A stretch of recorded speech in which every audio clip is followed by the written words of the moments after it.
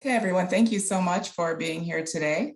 Thank you for subscribing to the Atlanta Journal-Constitution. Your support makes everything that we do here possible, and that includes things like this, which are live events that we sponsor periodically to give you insight into what we do in the newsroom and specifically what we do at Unapologetically ATL. This particular event is a partnership with our education team.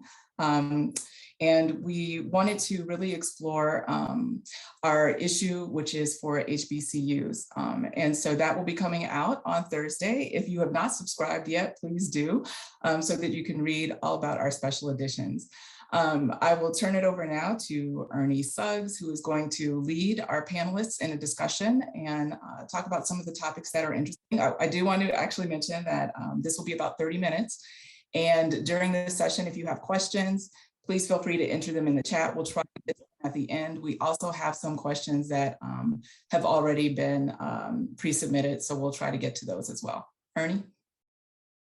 Thank you very much, Nedra, and welcome you all for joining us today in a special live event where we're going to be talking to students at Atlanta's historically Black colleges and universities, which we think is going to be a fantastic conversation and a timely conversation. I myself am a graduate of North Carolina Central University, one of the finest HBCUs in the country. But we have 4 great students today from the Atlanta University Center who are going to talk about some things that have impacted them on campus. So without further ado, I'm going to start introducing those students. First, we have Nailah Williams, who is a 21-year-old senior business administration major from Clark Atlanta University, representing Clark Atlanta University. Chandler Nutall, a 21-year-old senior at Spelman College from Washington, D.C., majoring in English. So she has, that's a wonderful thing because I majored in English. Julian Ross, is Julian here? Okay, we're going to come back to Julian. Rollin Jackson, RJ, we call him RJ, a 25-year-old, a 19-year-old sophomore from St. Louis, Missouri, who is a political science major at Morehouse College.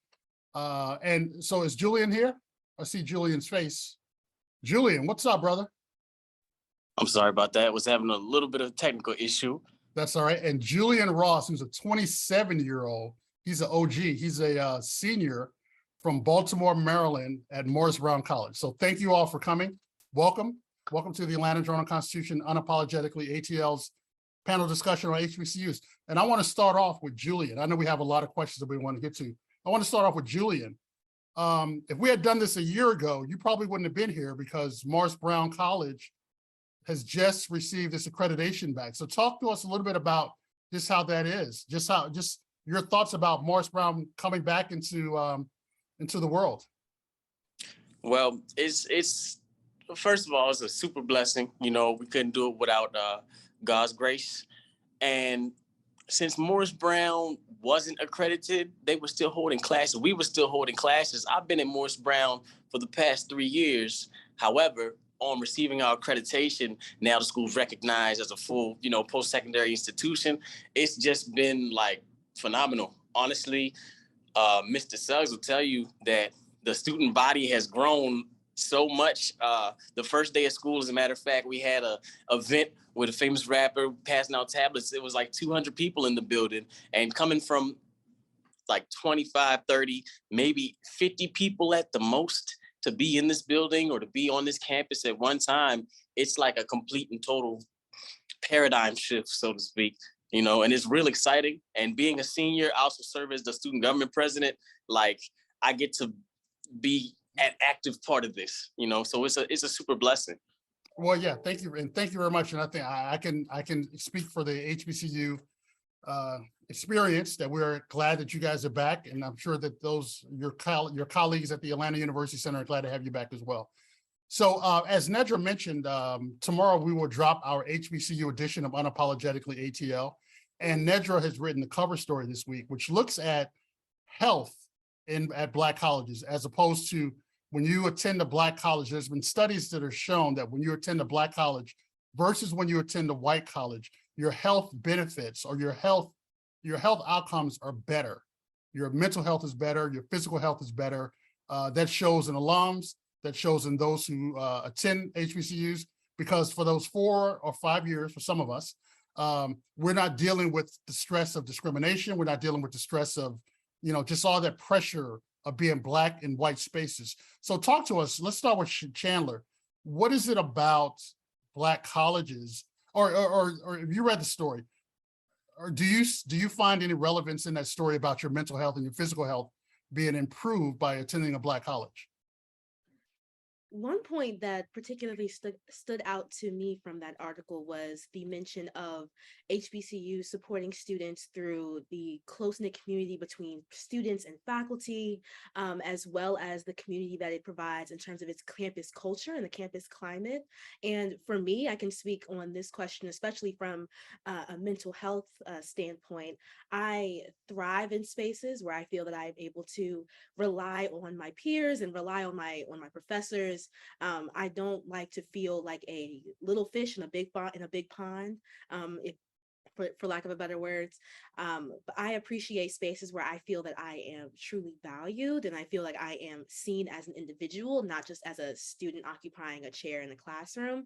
And I can definitely say that throughout my time at Spelman College, that is not only why I chose Spelman because of its community, but its community is why I've stayed at Spelman, and why I have, throughout my duration of my time here, sought to pour into the community and take leadership roles on campus in order to continue to uplift the campus culture that Spelman perpetuates, not just while you're a current student, but even once you graduate as well. So I can definitely say that I feel that I have received a lot of support academically, socially, professionally, personally, from the close-knit campus community that Spelman offers. Okay, Nailah, what about you? What do you think about that?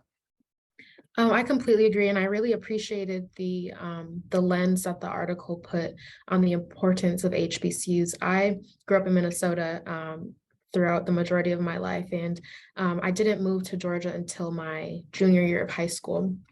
And so growing up in that predominantly white area where, I wasn't surrounded by many people who looked like me. Usually I was the only Black person in my classes.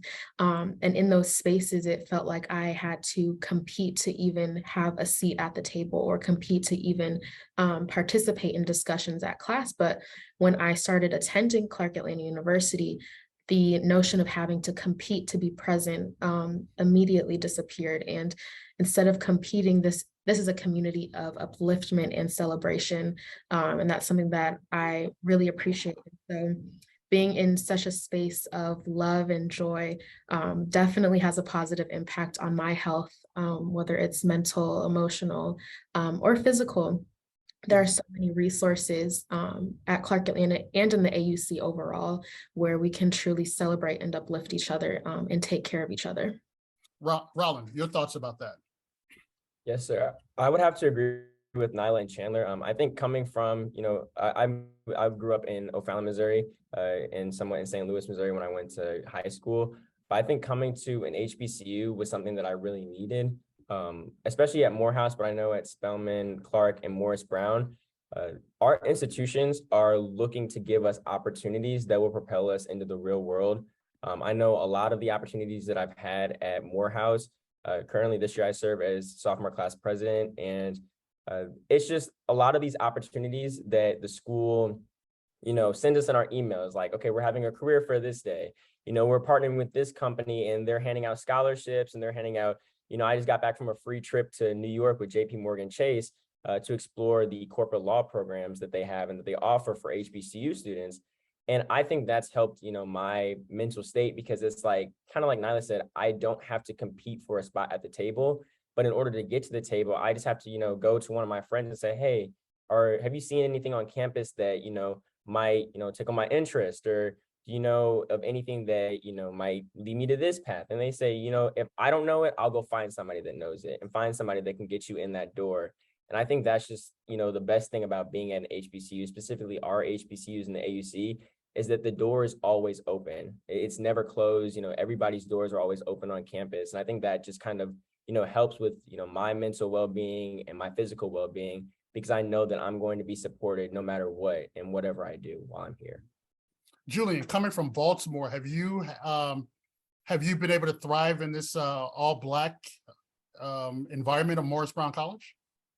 So honestly, and I'm gonna kind of piggyback off what everyone else said, but my perspective is a little bit different. So I'm from Baltimore County. I'm from a small town called Catonsville. Catonsville is also predominantly white, but they're a very diverse town. And being in those schools growing up, there was an unspoken pressure, and I didn't know what it was. For my entire matriculation through elementary, middle, and high school, I didn't understand, as a young Black man who would excel at certain rates and certain things, why everybody was so impressed. And so it was interesting because once I graduated, I started to see from looking at my little brother in school, and it's like people are like, wow, this person's this, and all eyes are on the smart Black person in the room, which we are all intelligent, but the one who excels in their academic environment would be like more lauded than anybody else in the area. So it felt strange. It felt strange. And there was always like, my guard was always up. I didn't know why. And then coming to Atlanta, coming to Morris Brown College, being in the AUC area, and just seeing a lot of young Black college students and administrators and people who are just looking at it, my guard automatically dropped. I didn't feel like they said, I don't feel like I'm competing for a spot at the table, but I also don't feel like people are like, oh, what's he gonna do next? What's he gonna do next? It's just like everybody wants to see each other do well and really uplift and grow from each other. So it was more of a community than anything, and less ostracization. That's a great segue, Julian, because all of you all go to, high performing Black colleges. And Nailah, you're from Minnesota. You said you're from Minnesota.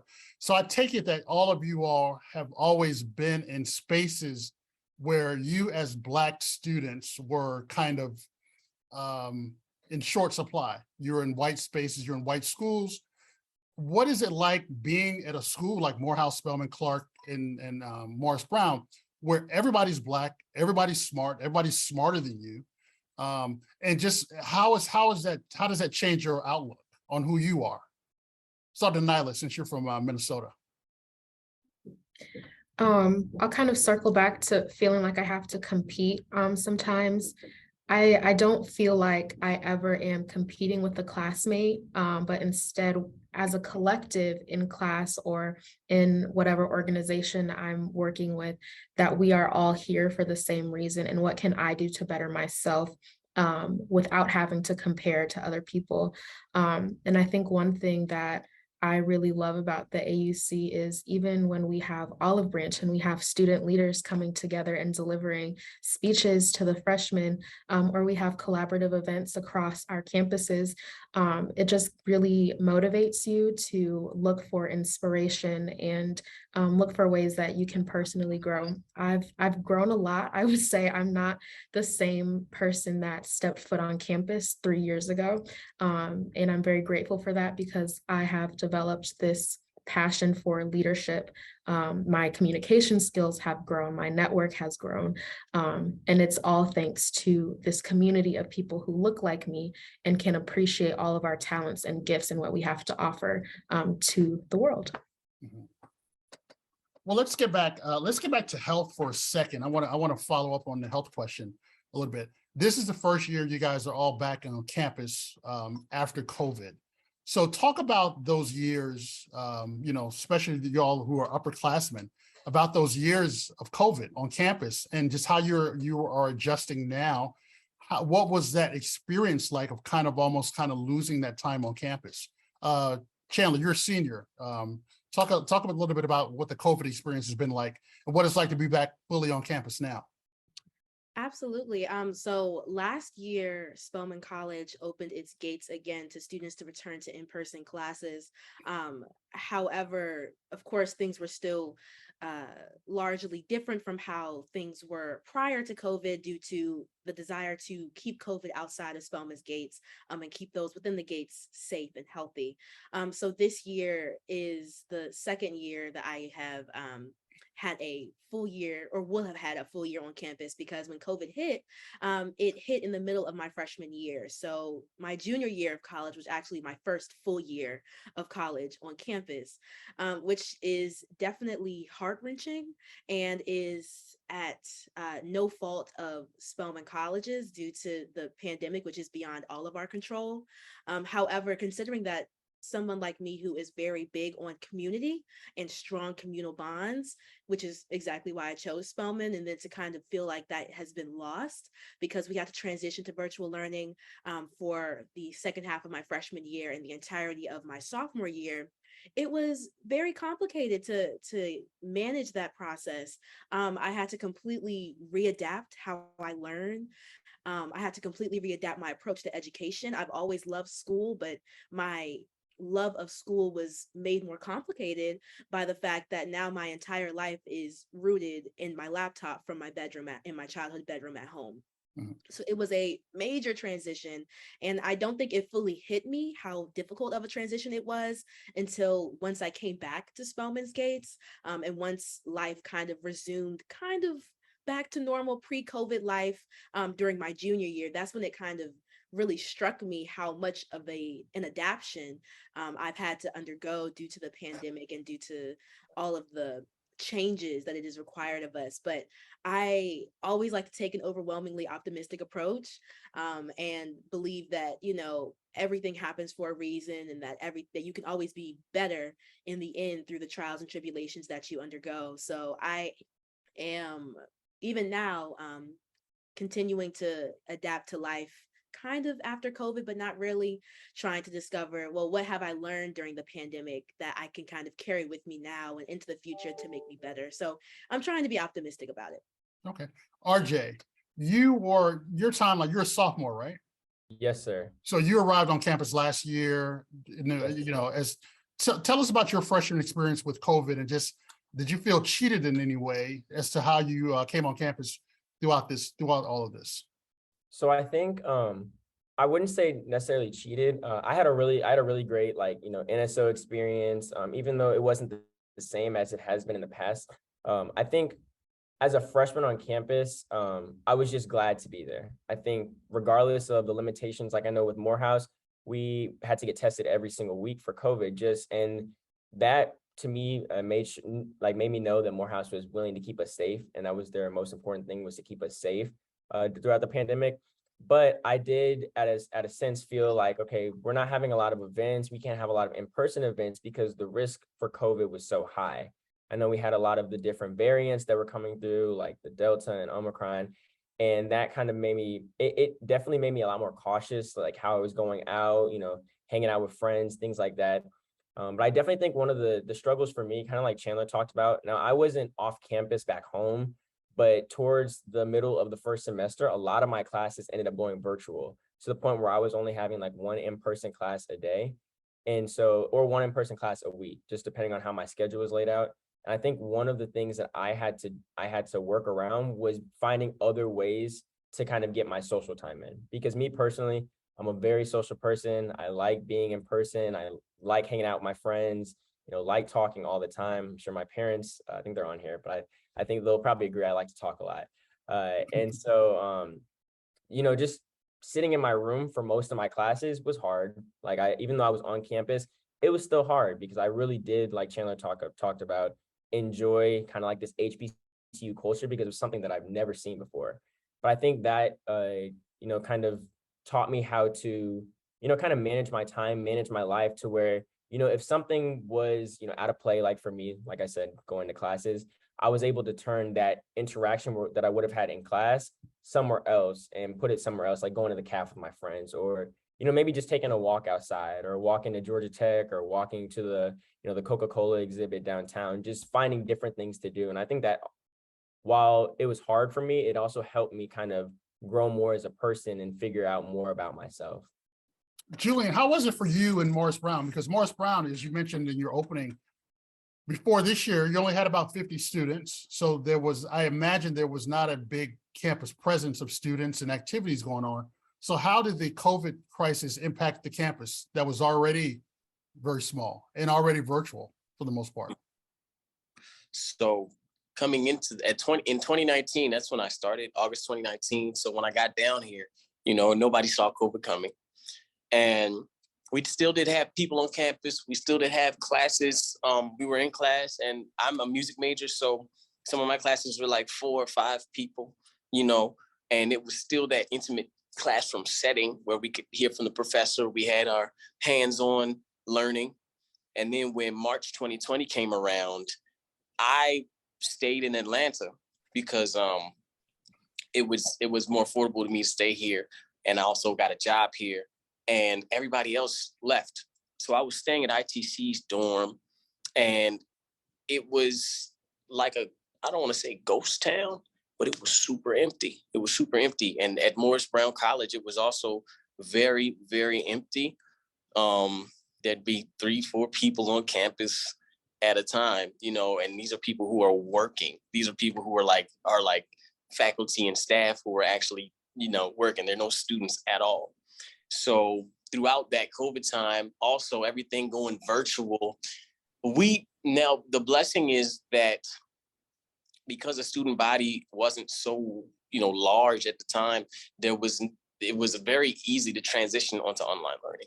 It was very easy to transition. Personally, I prefer in person. Just like RJ said, I'm a very in-person kind of person. I like being in front of people. I get people's energy a different kind of way. But still, it was easy as a school to transfer onto online. And it's actually helped us because now we do have more opportunities for online learning for people who aren't in state. So in the beginning, it was kind of a shock, and it kind of made everything a little bit quieter, a lot quieter, for me.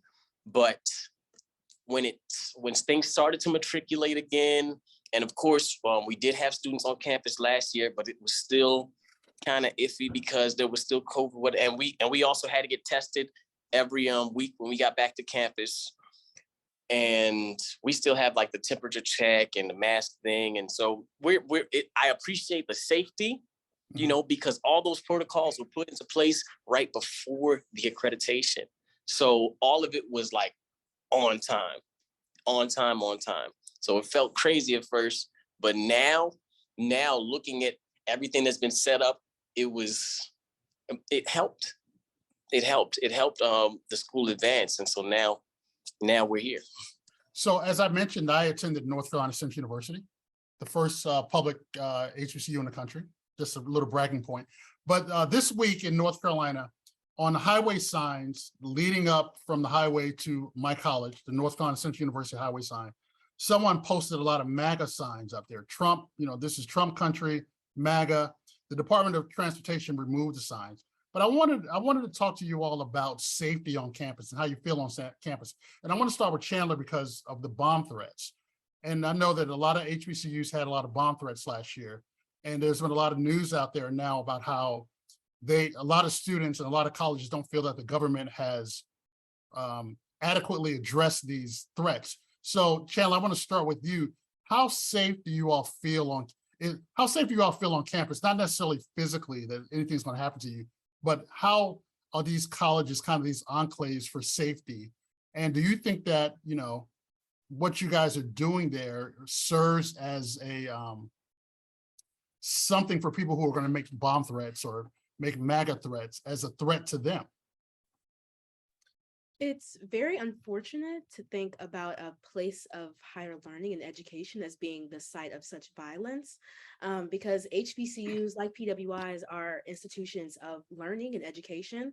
The only difference being that HBCUs were created with the Black community and the African diaspora in mind.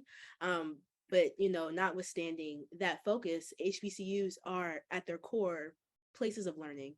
So it's highly disheartening to think that HBCUs are capable of garnering such hatred from individuals who take such issue with with the mission of HBCUs.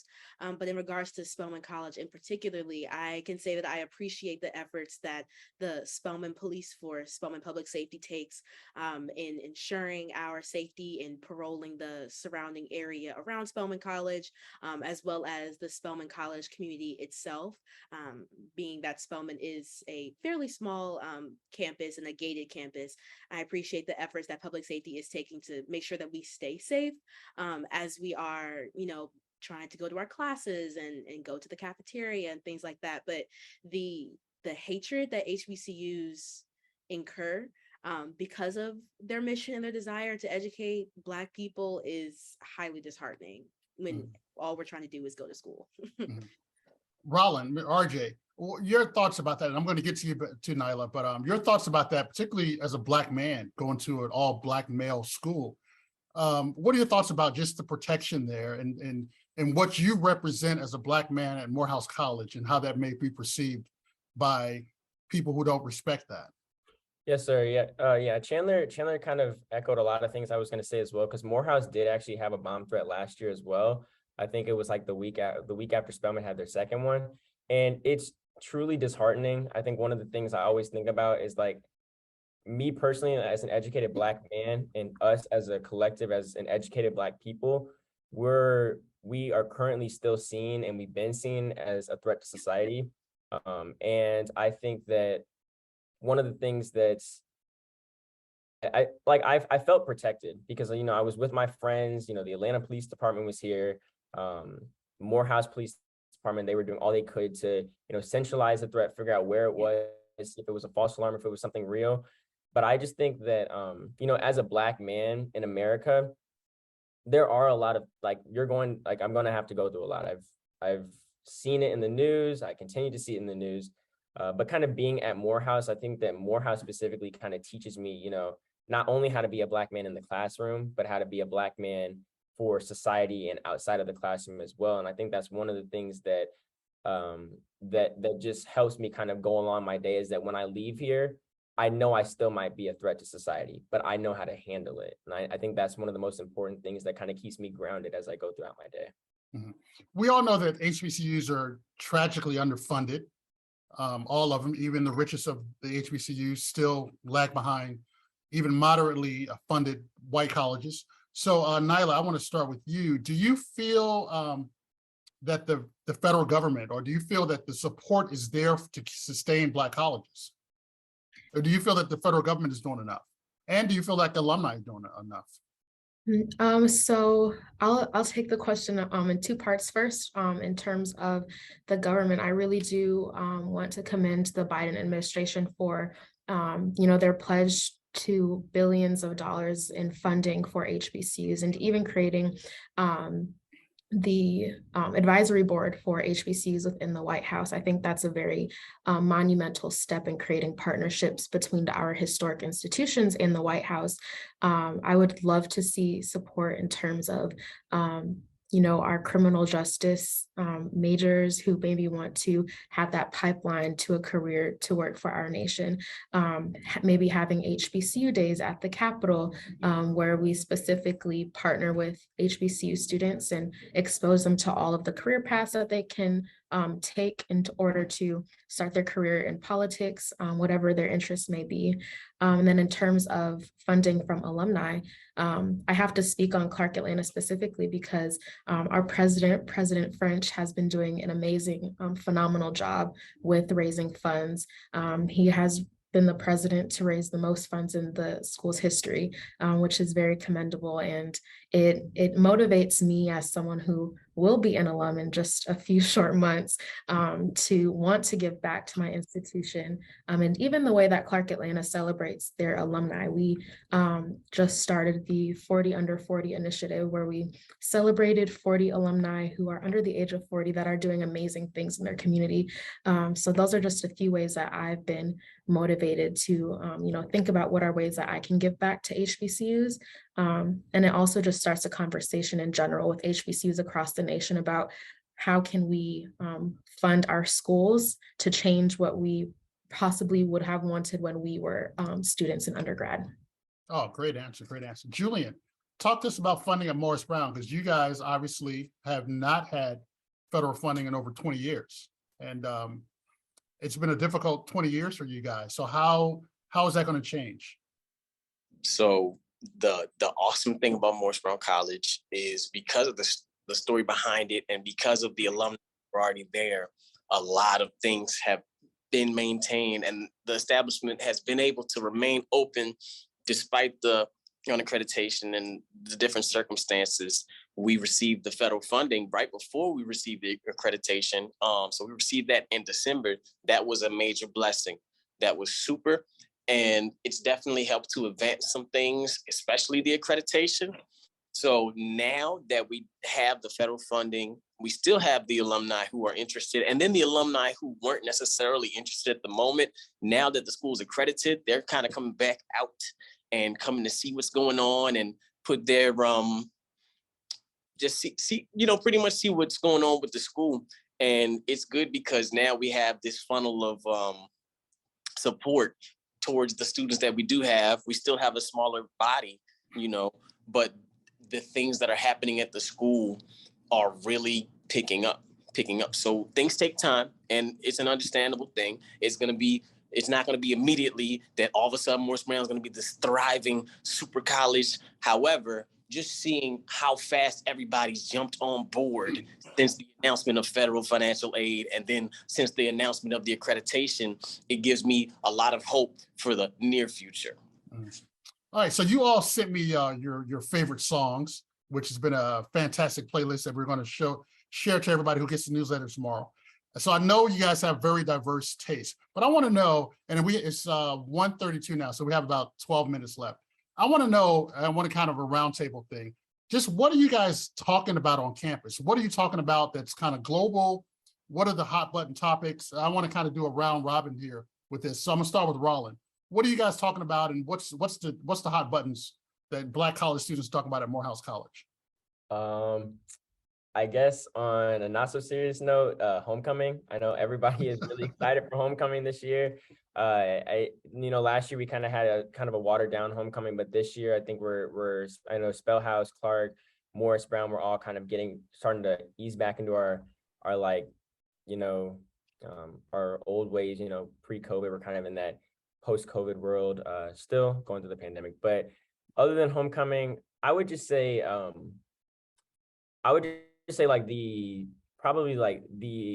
the amount of Black excellence in the world is like one of the things that we talk about a lot. I know, especially like with my friends, like my close circle of friends, just seeing Black people do well, like in society, and seeing Black people do well, once they graduate from HBCUs, once they graduate from their colleges, I think that's inspiring for us. Like we like to talk about, different people. I know when the Obamas got their portraits revealed, like that's the first time they've done that ceremony in a long time. And that's the first married group of, I think, just Black people, period, that really have a portrait in the White House. So just seeing kind of like that Black excellence at its finest in America is one of the things that's kind of a hot button. Okay. I'm sorry, Julian, what are you guys talking about at Morris Brown? Well, of course, we're still hyped about, just being here. A lot of new people, a lot of people who are from a lot of different places, and really unity is the conversation. Okay, how can we all stay together? How can we all unify with everybody else in the AUC? What are we doing? Like RJ said, homecoming is going to be super for Morris Brown this year. We got stuff planned. And then me being on the SGA side of things, I get to know about stuff kind of before it goes down the pipeline. So I get to make these connections with leaders at the different schools. But unity, how we're going to progress, how we're going to advance as a culture, as a people. We all have so many different opportunities here at Morris Brown College because there are people's eyes are on us. So I'm a part of this program called Propel, and it's a HBCU initiative. We have internships. I'm going to HBCU week next week in Washington, D.C., so I'll probably be able to be somewhere near the White House, if not in the White House. And so I get to tell students, and then students are like, well, how do I sign up for this Propel thing? And we're just trying to get each other informed about different organizations and whatnot. However, football season has begun. So there's been a lot of football talk here at Morris Brown, and we don't have our team, but people, of course, talking about getting the band back. We got this choir thing in the works, and really just how we stay together and how we remain a family, because we just all kind of flocked and became a family. So, Julian, I know you guys don't have football, but I got a release a couple weeks ago. You guys are looking at soccer, bringing a soccer team in? Yes, soccer. And we just got an email the other day, people who want to play soccer, we can sign up. So for competitive soccer. So that's exciting too. Okay, that's good. But Chandler, what are you guys talking about at Spelman? The midterms. That is the hot topic at Spelman College right now. We are very excited and eager to find ways in which, and by we, I mean not just the SGA side of things that I'm working on, but also the social justice side of things that I'm working on within the Spelman College Social Justice Program. We are very excited about all of the different ways that we are going to be promoting voter advocacy and civic engagement within Spelman College. Spelman College has a history of being extraordinarily engaged when it comes to our democracy and voting, and with an election that is as critical as the one that we are preparing for, especially considering that there is a gubernatorial election that will be on the ballot. We are so excited to help students get informed so that they can make the effort to go out to the polls and get their vote heard. How big would it be for Spelman College to have a Spelman College graduate elected governor of Georgia? Oh gosh, it would be awesome. I know one thing about Spelman College is that you are a part of the Spelman College legacy long after you graduate. So even though Stacey Abrams graduated before I was born, she is my Spelman sister. And she is the Spelman sister of all of my other Spelman sisters who are older than me, younger than me. We are all a community. So we are all rooting for her and just excited to see what the outcome of the election is. Okay, all right. Nailah, what are you guys talking about at Clark Atlanta University? And this is something I love about CAU students is that they're always finding ways that they can advance their careers and involvement on and off campus. Clark Atlanta has a history of advocacy seen in the Atlanta Student Movement 1960. We've housed various films that I know some of us are probably familiar with, like Drumline or Stomp the Yard.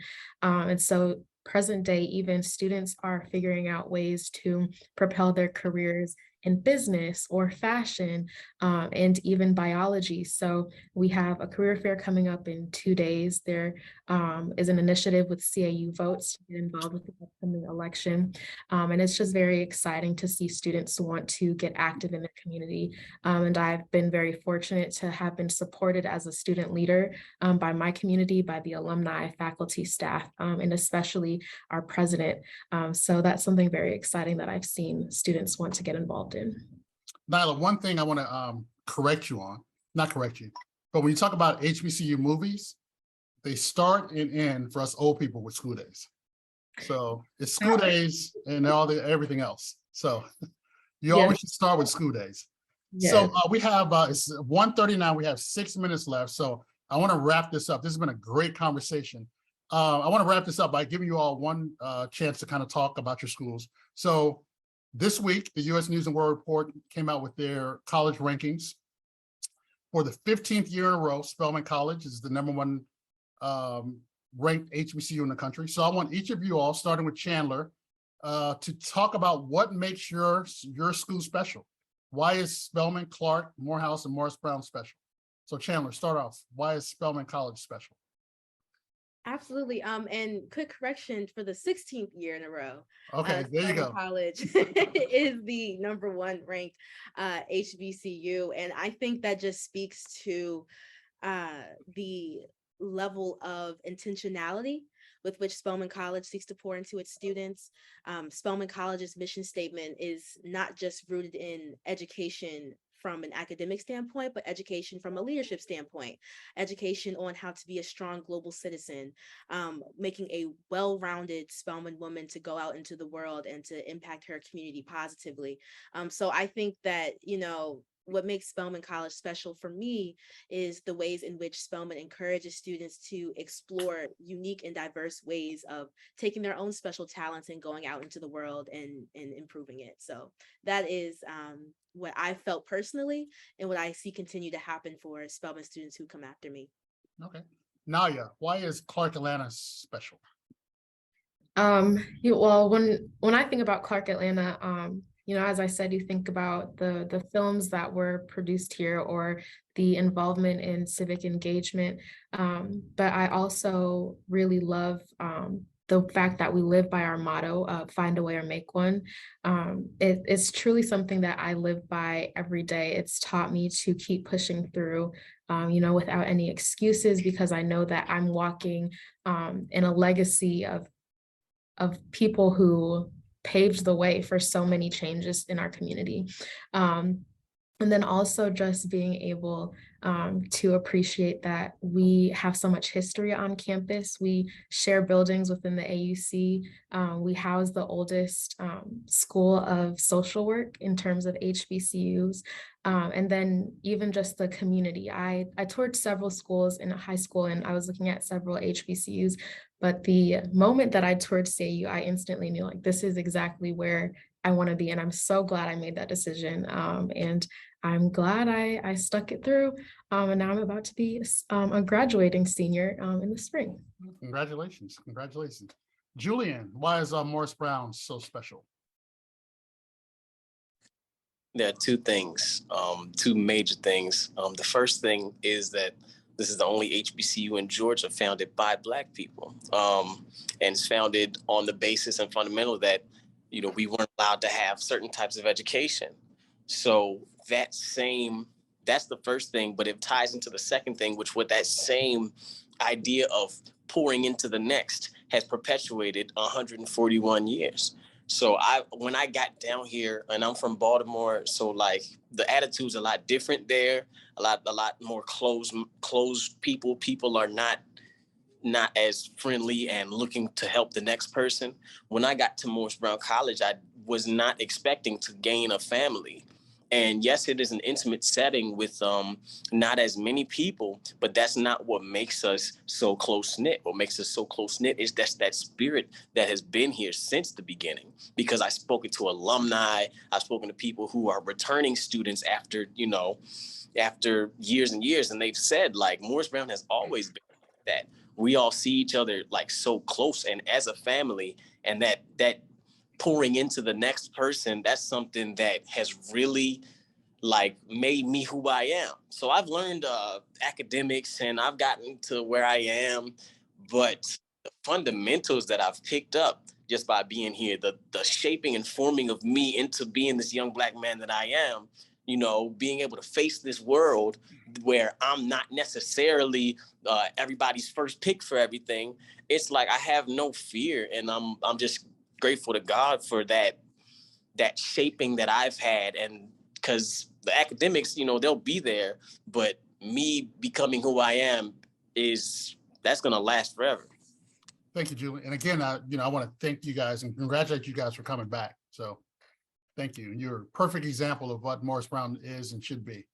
Rollin, RJ, close us out. What makes Morehouse College so special? I think for me personally, Morehouse is just special because it is the only HBCU that educates only Black men. And I think one of the things that's also special to me about Morris Brown too, but Morehouse is the fact that, Morehouse produces, this is a quote from Morehouse, but Morehouse produces academically strong, morally conscious global leaders for the conditions and issues of today. And not only do they produce global leaders, but they also produce leaders while you're in college to go out into the community. So, we go back to our home communities, but we also work in the Atlanta community, like right around us. I know we have the Bonner Office of Community Service, which I'm a proud member and student leader in this year and last year. And we're able to go and kind of reach back out to those communities that we live in.